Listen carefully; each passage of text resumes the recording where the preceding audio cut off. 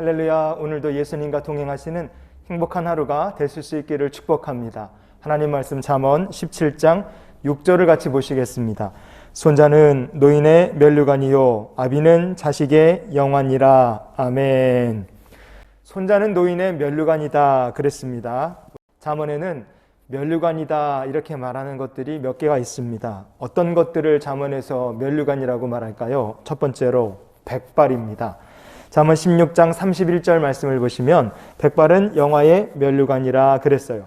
그냥 백발이 되었다 그래서 영화로운 면류관이 되는 것은 아닙니다. 하나님 안에서 늙을 때까지 살아서 백발이 된 사람, 평생을 그렇게 믿음으로 하나님 안에 산 사람의 백발은 장차 다가올 천국에서 상급을 받을 면류관인 줄 믿습니다. 두 번째로 어진 여인입니다.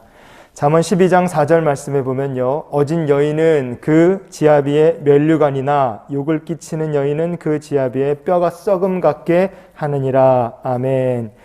믿음의 아내, 믿음의 어머니가 있다는 것은 크나큰 축복입니다.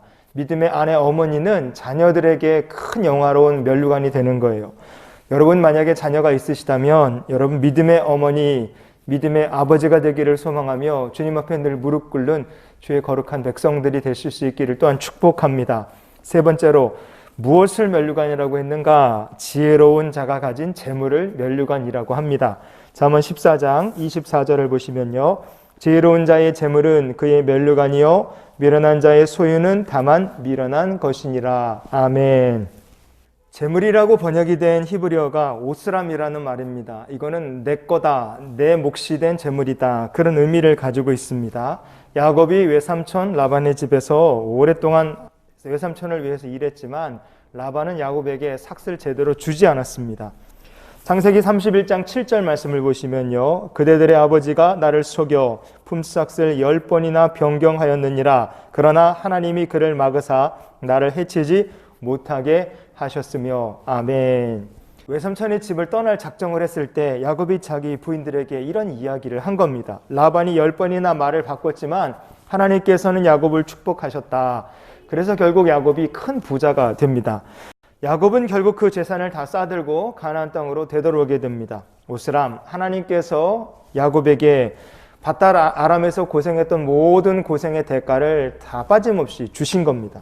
그런데 더 중요한 것은 삼촌의 집에서 재물을 얻어서 고향으로 온 것이 아니라 그가 가나안 땅으로 돌아오는 그 길에서 얻은 영적 진리가 가장 귀한 재물이었습니다. 하나님이야말로 가장 귀한 보물이다. 이것을 야곱은 야복 강가에서 깨닫게 됩니다. 그래서 하나님께서 그의 이름을 이스라엘로 바꿔주셨고 야곱은 그때부터 진정으로 하나님의 말씀과 인도하심을 따라가는 정말 복된 삶을 그는 살기 시작합니다.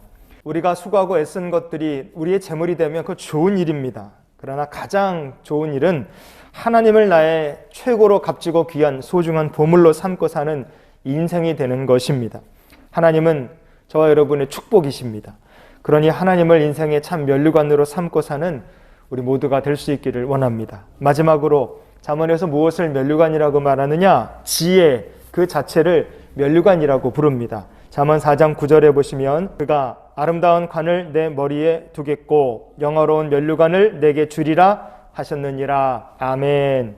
하나님께서 주시는 지혜 그 자체가 사람에게 면류관이 된다. 우리가 이것을 꼭 기억했으면 좋겠습니다.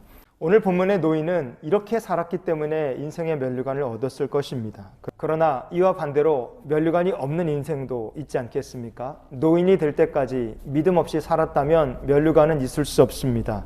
만약에 어진 아내가 아니라 욕을 끼치는 아내와 살았다면 면류관은 있을 수 없을 겁니다. 물질만이 전부라고 생각하고 살았다면, 자기의 보물인 줄 알고 살았다면 그 사람에게 어떻게 면류관이 있겠습니까? 지혜가 없이 세상을 살았다. 그런 사람에게 면류관은 없었을 것입니다. 하나님께서 그들의 면류관이 되어주시지 않는 거예요. 오늘 우리가 이 말씀을 정리해 보면서 마지막으로 살펴볼 부분은 바로 아비는 자식의 영화라는 오늘 본문의 뒷부분입니다. 아비가 자식의 영화가 된다.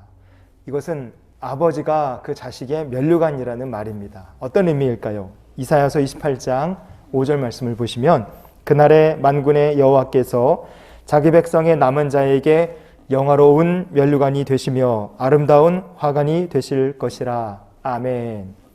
하나님께서 어떤 사람들에게 영화로운 면류관이 되어 주시겠습니까? 환난과 시험 중에서도 끝까지 자기 믿음을 지키며 주님 안에 머무르는 자들에게 하나님께서 그 성도의, 그 백성의 면류관이 되어 주시는 줄 믿습니다.